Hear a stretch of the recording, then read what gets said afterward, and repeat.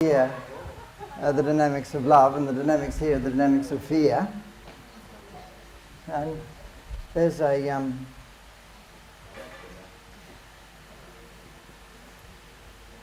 and so in love we feel valued and we can open up and we can feel safe, and in fear we hide behind our fortress, or we find ourselves caught up in power games. And often in those power games we find ourselves reacting.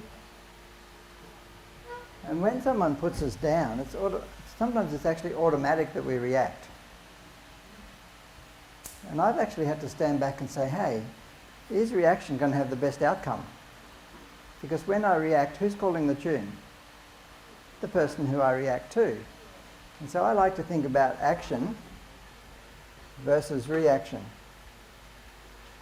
And when I act, I make the choice. When I react, I do something in response to what they did, and I actually become like a puppet to the person who I'm reacting to. And so in revenge, you can do the automatic thing and you can react and you can turn to power, and you might get power, but you might not end up respecting yourself or valuing yourself. And so I like to say to the people I work with, I want you to be an action man, not a reaction man. And so I'm helping them regain their value and reclaim their right to make their own choices so that they can make decisions for themselves. And there's a big link between having a choice and feeling valuable. Remember I said I worked in rape and sexual abuse? In rape, someone doesn't accept you, doesn't let you say yes or no, you learn not to trust. In rape, someone uses power over you, putting themselves up and putting you down, and the outcome of that person using you is that you feel abused.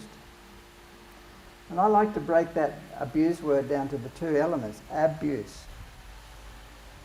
An abnormal use of a person, using that person as a rung in your ladder to get your needs met at that person's expense.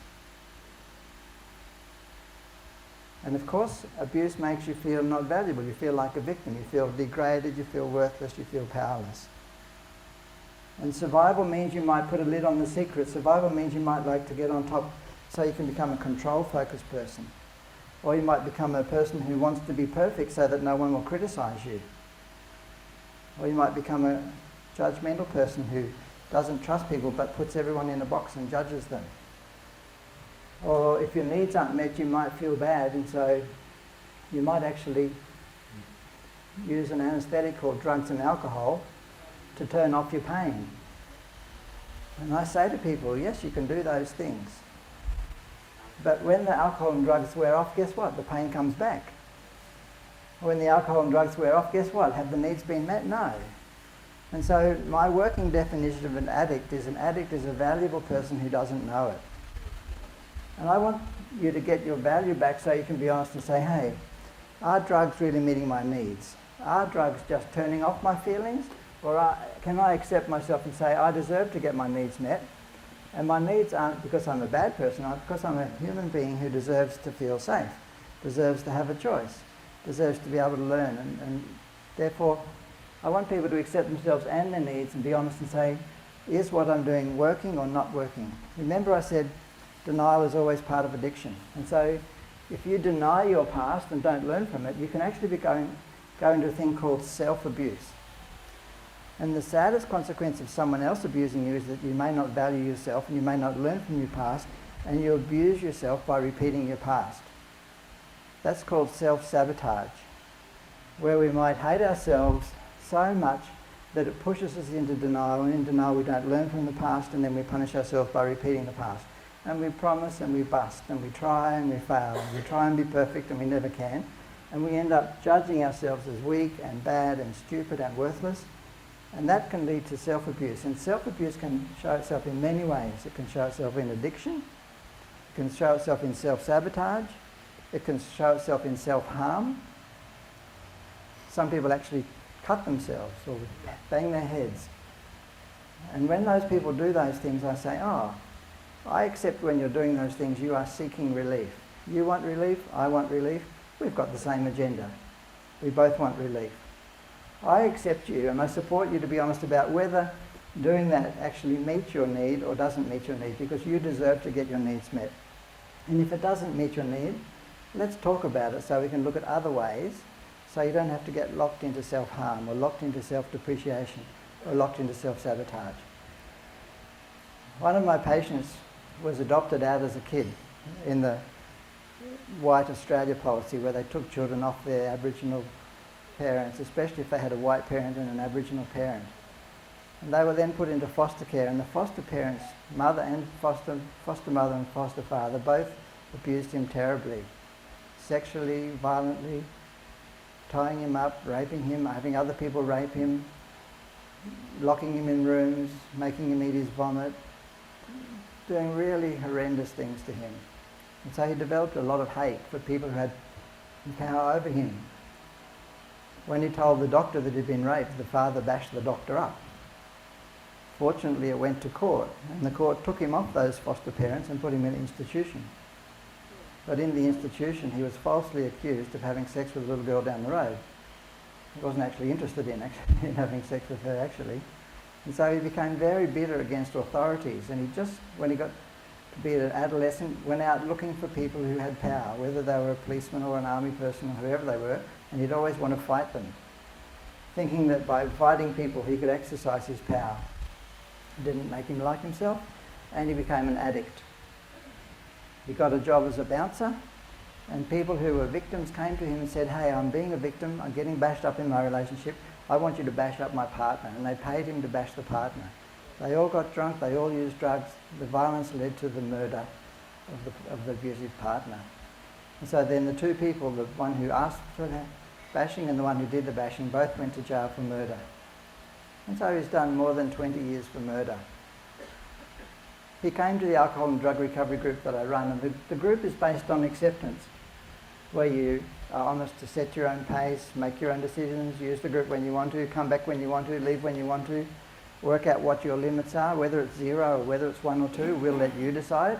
We're not here to argue with you, we're here for you to nurture your honesty for your relief. I knew that he could never forgive himself for the murder. But one night, one of the boys came to group, and that night before group he'd been up Mount Cootha, and he actually planned to commit suicide up Mount Cootha. But instead of committing suicide, he decided to come to group.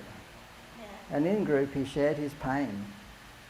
And when he shared his pain, his honesty inspired my other patient to say, "Hey mate, if you can be honest and share your feelings about wanting to kill yourself, I can afford to be honest and get rid of my garbage too." And it always amazes me that damaged people can help each other. It's inspiring. I love to see people getting better before my eyes where I'm just the observer. Just by making a safe place where people can be honest for themselves. And even if you don't talk, if you hear someone else getting relief out of honesty, you think, oh, it works for them, it might work for me. And so then instead of judging yourself and hating yourself and pushing yourself into isolation and loneliness and putting lids on your unresolved grief and guilt and shame, you can actually take the lid off when you're ready. Hear the "when you're ready" word? When you're ready is a form of acceptance. Respecting the choice applied to the clock. When you're ready. And so he was able to actually share for the first time in group his guilt about the murder and the fact that he could never accept himself. And so one person's honesty inspires the next person's honesty, and guess what? 2 people get relief. When we use acceptance plus honesty, we get safe places where the healing can happen.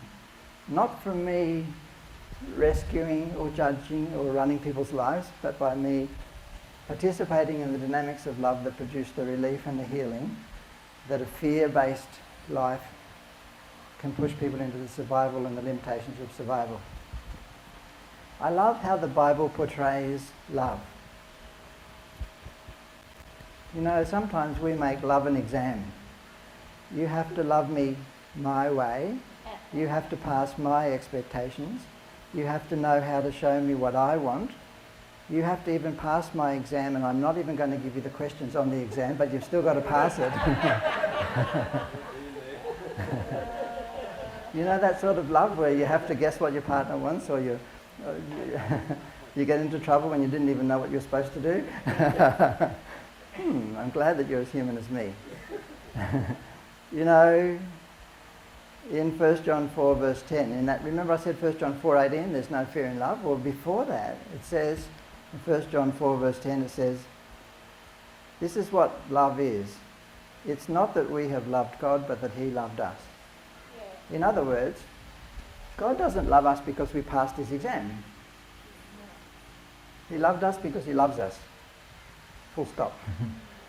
Okay? So love is a gift, it's not an exam. And God showed his love to us. He didn't say, pass my exam and then I love you.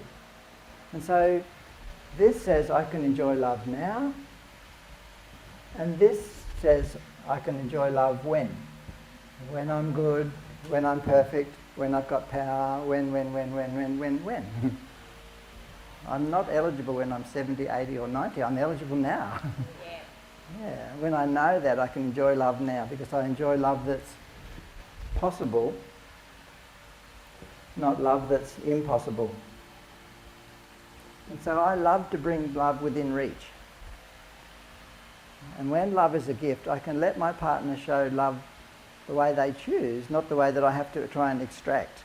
Yeah. Love is not a extracted reaction or a dependency where we say, I depend on you to make me feel good. It's no, I'm valuable, you're valuable, let's give each other. And when I give what I can, when they give what they can, guess what?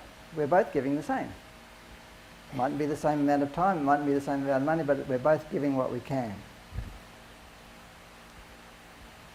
In 1 Corinthians 13 verse 4 it says, love is not proud.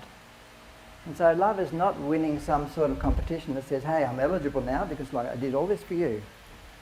And so now I've achieved, you've got to love me. Love is not a competition. Love is not proud. Another version of love from the Bible is that love is not about two accountants getting together and balancing a ledger. You know, sometimes I did this for you, so you've got to do that for me. And so sometimes we use people by trying to buy them. I did this for you, so you've got to do that for me. And we put obligation on people. And when we put obligation, we feel like we have to say yes because we owe somebody something. And so sometimes parents do that to their kids. You should love me because I did this and this and this and this. And I've sacrificed for you and I've used all this elbow grease. So now you should love me my way to pass my test so that I can be proud because I produced this little puppet that does what I want. No, no, no. Love is about a parent saying to a kid, hey kid, I accept you, including you need to learn. Even if you go down a few dead ends, I'll still love you.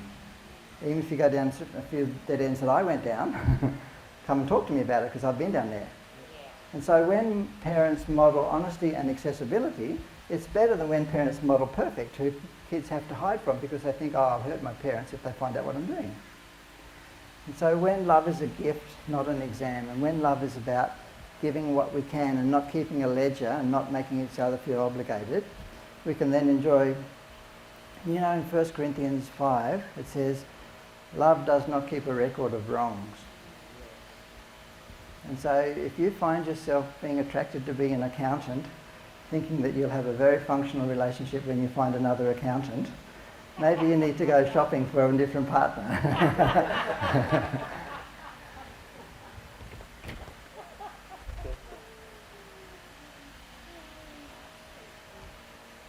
In Matthew 5 verse 43 it says, you've heard it said, love your friends and hate your enemies. But I tell you to love your enemies and pray for those who hurt you. So Jesus talked about a very radical form of love. Love that values people separate to what they do to you. It's not an automatic version of love, but it's radical because it produces healing. And when Jesus said, do unto others as you'd like them to do to you, it's different to the world that says, do unto others as they did to you. Jesus said, do unto others as you'd like them to do to you. It's actually a 180 degrees different way. And so if we live in a society that says we're going to get a safer society by treating people worse, I'm sorry, it doesn't work. I'm very disillusioned that sometimes now we want to think that putting all the bad people in jail and treating them worse is going to make society safer. It just dehumanises people and makes them bitter and revengeful and makes them want to get revenge and come out worse. So locking people in solitary confinement for 23 hours a day dehumanises people. I've never seen a human being become better for any punishment where they get locked in solitary confinement for more than 1 month. After a month it becomes a dehumanising, not a learning outcome. The last government passed a law that says they put people in jail for 25 years for steroid possession. Steroid possession doesn't hurt anybody except the person who uses the steroids. And if you're a biker, you'll get 25 years on top, so that's 50 years. Which, as well as devaluing the person and doesn't accept the fact that they probably just used the steroids because they wanted to have a big tough image that made themselves look Mr. Buff. And probably they did that because they'd been a victim of bullying at school and they liked being Mr. Buff because they thought it made them Mr. Tough. And I think that law was actually designed for one of my patients, because he is a bikie and he does use steroids, and I think some of the other power-dependent people in the politicians' camp might have been a bit jealous. But I feel sorry for both, actually, because it's not going to fix anything. And when they want to put people in pink jumpsuits, it's not about healing people. It's about saying we're going to stigmatise you and try and demasculinize you and emasculate you to think that we can have power over you. It's not about the restoring of value people, and restoring the value of people is where safety comes from. Love is not about dependency. In a dependent relationship, I find myself saying yes to please you. In a trust relationship, I can say yes or no because you accept me. In a dependency relationship, I'm scared to be honest in case you reject me, and so I sacrifice the truth to be your pretend friend. And I can be a good pretend friend, but I always live in fear that you'll know the truth and then you'll reject me. And so dependency between nice people kills honesty. Jesus said, love your neighbour as you love yourself. And sometimes as Christians we hear the first half of the sentence, love your neighbour. Oh, great. I'll go out and I'll be a very good missionary and I'll save the world and I'll love the neighbour and I'll do everything and I'll become a workaholic and I'll do everything I can to make me feel good, making other people good and making other people saved and other people rescued and other people... But we didn't hear the second half of the message. Love your neighbour as you love yourself. And sometimes we hear that message, the second half, as Christians and think, oh, I'm not supposed to love myself. I'm supposed to hate myself and beat myself up with a lovely guilt trip. Jesus didn't actually sell guilt. He sold love. Yeah. And you know what? Our freedom to love each other comes as we love ourselves because God loves us. Not because I'm valuable because I've rescued people. Because if I become a rescuer, people in jail will say to me, Wendell, you think you're better than me. I'll bring you down a peg or two to show you that you're not. And if you're here to change me, you think you're better than me, you're judging me. And so while religion taught me the theory of love, jail taught me the pragmatics of love, to let go judging other people. And Jesus didn't say, Tom Brown was in jail and you're a good boy for visiting Tom Brown. He said, I was in prison and you visited me. In other words, I learned about God by going to jail. Because I learned to accept people where they were at, and the spin-off benefit was I learned to accept me where I'm at. And as I accept me for where I'm at, I don't have to delude myself that I can change other people or judge other people or even try. And it's very liberating for me to let go trying to change other people. Because if I can accept them and they can be honest with me, guess what? They get to change themselves, not me change them. And so when that person who'd been sexually abused as a kid went on to commit murder, went on to hate himself, went on to become so dependent on drugs that he couldn't let them go, he wanted me to participate in his addiction by participating in his denial. And because of our parole system, the parole system is based on doing urine tests and punishing people if they use drugs. And I don't think that that helps people feel valuable, and it doesn't help them meet any of their needs. But equally, when he'd been using drugs, he actually asked me to participate in his denial. And he said, oh, I've got a really sore back and I can't go to parole. The reason he didn't want to go to parole was he didn't want to do a urine test because the urine test was going to show the drugs. And he wanted me to give you a certificate. Too sick to go to parole to do the urine test. And I thought, oh, I accept this person, but I'm not comfortable going outside the truth in helping this person. And so I said to him, oh, I'm sorry about your sore back. I'm free this morning. I'll drive you to parole.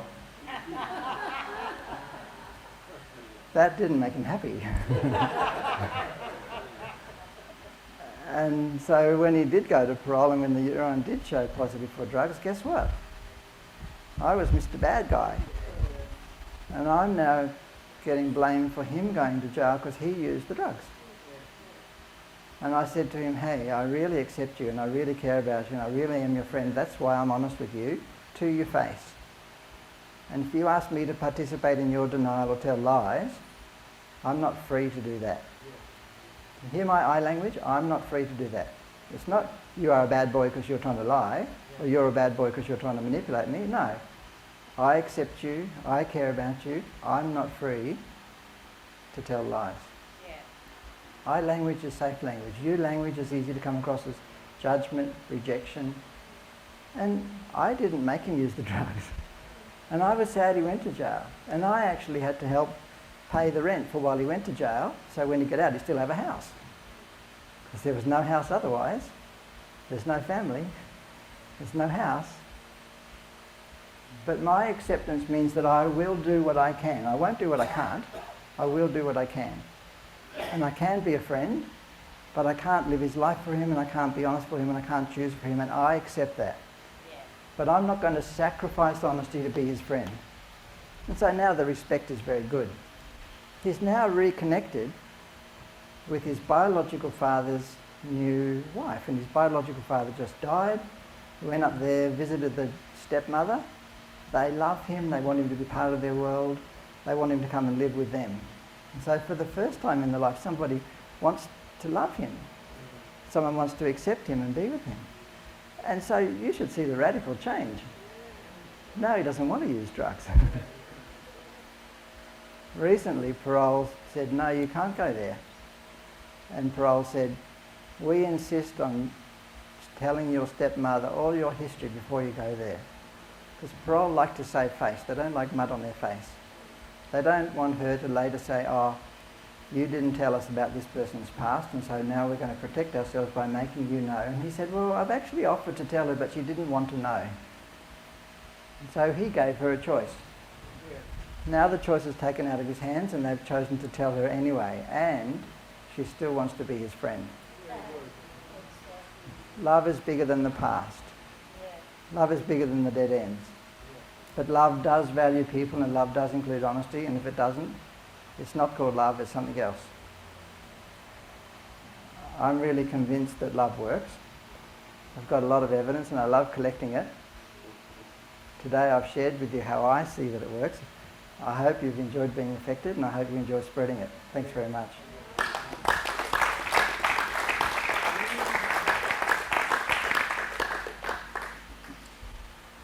We're going to have a question and answer time now for about 5 or 10 minutes.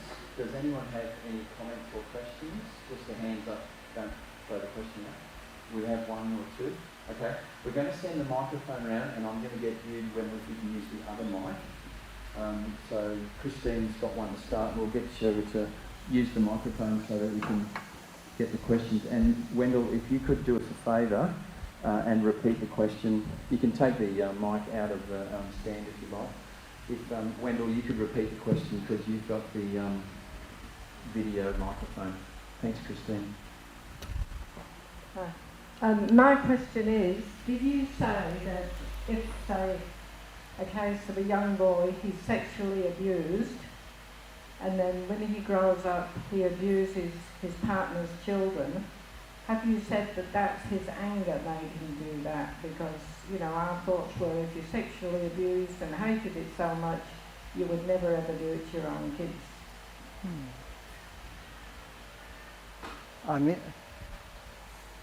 Can you hear me? Yeah. I'm interested in your question because there is a myth in our society that all victims become perpetrators. And that myth means that some victims are scared to be honest in case people then say, because you're a victim, you are becoming a perpetrator and we won't trust you. And I've certainly seen people who've told their families, I was abused, and then they say, oh well, because you're a victim, we now won't let you have any interaction with the nieces and nephews. Because the myth says all victims become perpetrators. In fact, in my work, about 6% of victims do become perpetrators. So it's not true that all victims become perpetrators. Equally, if we look at a population of people who do perpetrate abuse, probably between 50 and 90% of perpetrators have been victims. So most perpetrators have been victims, but not all victims become perpetrators. My experience is that if people regain their value, regain getting their needs met through honesty, not through power or denial, then they don't have to be a perpetrator. So that's why I want victims to regain their value, so that then they don't turn to power to get their needs met. People who don't feel valuable can use power. People who don't feel valuable might use denial, where they don't see a limit until they go past a limit. And they get shocked thinking, how could I do something when I hate someone doing that to me? And so not all victims become perpetrators, but most perpetrators have been victims. The circuit breaker is, if a person can regain their value, relate as an equal, learn to be honest and to respect honesty from other people, then they can use love to get their needs met, not power or denial to get their needs met. I certainly have seen a priest who was sexually abused as a kid. And he told his parents, but then the whole process was taken out of his hands and everyone talked about it, but he wasn't involved in the healing process. He tried to get a sense of okayness by becoming a good boy and becoming a priest. And it can be dangerous in our society that people might think, I'm valuable because I deny my sexual needs, so that now I can be seen to be virtuous because I've denied that part of my life. God actually made us as whole people, and he made our bodies as well as our minds. And so God wants us to actually enjoy our bodies in healthy ways, not use power over another person, to use our bodies in a powerful way over another person. And so while he was denying his needs through trying to be celibate, it was actually dangerous because he was using denial, and denial didn't meet his needs to feel valuable or to have intimacy or to have love. And I'm not saying if you choose to be celibate at any point in your time that that's a bad thing. If that's you accepting yourself and being honest, then I respect your celibacy. But I like to add an R to the word celibate, and I really like to call it celebrate. And there's only one R between the two words. And to celebrate means that we value ourselves and value each other and value our bodies and enjoy our bodies and enjoy sharing our bodies with each other. And if we can do that, we can get our love needs met in healthy relationships where we value ourselves and each other.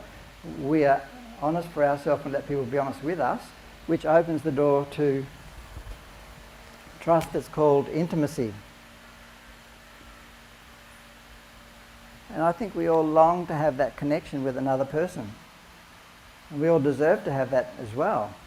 But if we're relying on denial or power, denial and power are the things that cause abuse. In abuse, someone has power over you and puts themselves up and puts you down using the power, and they deny you a choice. They deny you the right to say yes or no. They deny you the right to say this is comfortable or this is not comfortable. So they come inside your space and don't value you. And so in abuse there's power and denial. In survival there can be reliance on power and denial. That's why I want people to come past survival to thriving, where they can move past denial and power. Otherwise, if you're dependent on power and denial, that can make people vulnerable to being abusive. It's a hard answer, but it's an answer that I like to understand, because remember I said I want victims and perpetrators to regain their value? That's how we prevent abuse. Not by saying you should do this or you shouldn't do that and trying to sell people guilt. Guilt doesn't help people feel valuable. It doesn't help them learn how love works. Alan? Paul never called for a forced celibacy as what the problem has become. He said, I would that all men would be as I am, but not every man has that property from God. So, say in the priesthood, if they fell in love with someone, that's where the problem comes in. They can't leave and marry the person unless they're put out of the priesthood. Yeah. So that brings in a bondage for not understanding the scriptures properly. That should be a let out for a priest. If he wanted to be married, he should be able to leave freely the priesthood. Yeah, because without the stigma associated with it. yeah, and I thank you for that. I didn't tell you the second half of the story. That man, in becoming a priest, didn't get his needs met, and he then went on to be abusive of women and boys and girls. And he came to me wanting help so he wouldn't abuse again. And I said, great, that's fantastic. I'm happy to help you not abuse again. That's why I want you to regain your value and regain the freedom to be honest. Not think that denial is going to make you a safe person. I actually did a mediated revolution. It was a revolution. A mediated resolution between one of my patients and by the priest who raped her in the chapel at the Royal Brisbane Hospital. She was an inpatient and she went to the chapel, but the priest raped her in the chapel. And she was so angry. She was so angry that she couldn't tell anybody.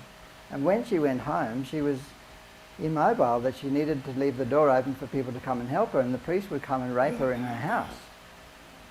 And so she was really angry, and she wrote him a letter saying, I'd like to write my life story and I want to include your name in my life story. Can I have permission? And he didn't want that to happen. But as well as wanting to express her anger through writing the book, she actually expressed her anger through self-sabotage, where she actually turned to alcohol for relief. And the alcohol didn't deliver the relief she wanted, and it alienated from all her children. And so the abuse was ongoing because now she was self-abusing. So we worked through the alcohol issues, and I helped her find better ways to get relief than self-harm. And then she said, I don't want to go to court, because many people find that the court's based on another power game with a winner and a loser, and an adversarial model, which may not make people feel valuable or safe. So I think all victims should have a choice to go to court or not to go to court, but to have avenues to regain their value if they don't choose to go to court. That's why she came to me. She wanted a mediated resolution, so I contacted the priest and said, this lady would like a mediated resolution for the purpose of restoring her value. Will you participate?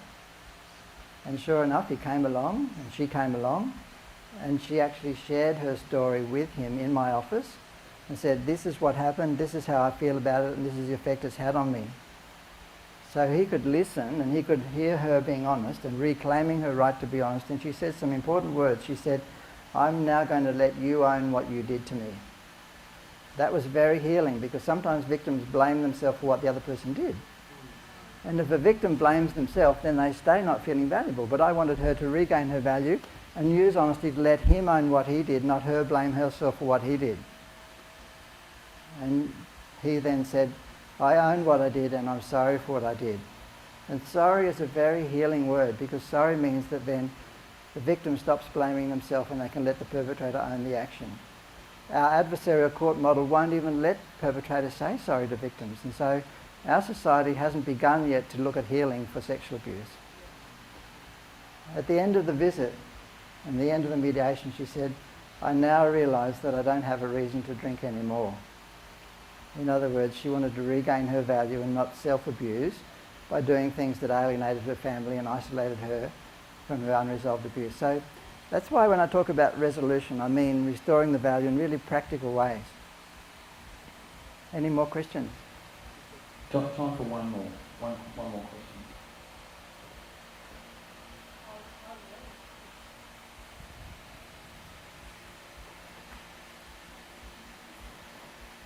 Wendell, you said you should never judge anyone. If you have judged someone, can you ever rectify it? Yeah. Thank you. I seek not to use the word should, because should is a bit of a judgmental word. Before I accepted myself, judging was automatic for me. And I grew up with parents who used to say, Wendell, these are the good people, these are the bad people, be friends with the good people and then you'll be safe. So my parents' motive was to try and make me safe. But I heard the good, bad labelling and I thought, oops, if I'm honest, I'm going to get put in the bad box. And so I didn't like that. And I didn't like the fact that my parents were judgmental in telling me who I could be friends with. But I didn't have any other modelling to know how to deal with those situations. And it's not that my parents were judgmental because they're bad people. They were wanting me to be safe. So their motive was lovely. But I internalised it and I lived in fear of their judgment. So I was good at keeping people at arm's length because it was a protection mechanism. And it was a lovely way of denying my true need to accept myself and be myself, to collect in an intimate way. But it didn't meet my needs. And even though I hated my parents' judgmental attitudes, guess what I'd become? I'd become judgmental too. And do you think I could admit it? No, because when we're judgmental, we always have to link it with the denial process. And so I wasn't judging people, I was just helping them by telling them what was good for them. See? I didn't even admit that I was judging people. I justified it as me helping other people. And so we never do anything for nothing. We do everything trying to meet some need in our life. And if in the past you or I have needed to be judgmental, and I share with you that I did, it wasn't because I wanted to be bad, and it wasn't because I didn't like those people. It was just because I didn't accept myself, and I was trying to meet my needs through that behaviour. Now that I know that God loves me, I don't need to judge. And that freedom means that the people who society judge the worst are people that I can now afford to listen to without needing to judge. And when a person comes to me and says, Wendell, I really don't understand why I murdered that person, but I want to talk to you, I say thank you. And if they can feel so accepted that they can afford to be honest because I don't need to judge them, we can both agree that murder's not the best way to be friends. Okay? Thanks very much.